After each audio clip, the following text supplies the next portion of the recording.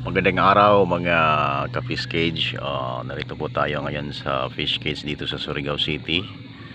At ito po yung libangan natin at ipapakita ko sa inyo kung gaano nakakawala ng stress itong mga lobster na gumagapang na parang mga halamigas yung langgam.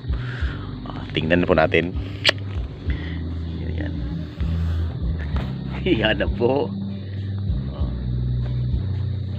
Yan po yung mga lobster, gumagapang sila. Parang mga sundalo yata. Nakakawala ng stress. Tingnan nyo po, i-focus natin.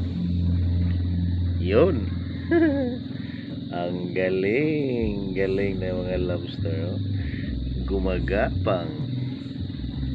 Saan ba kayo pupunta? Naghanap siguro ito ng mga pagkain.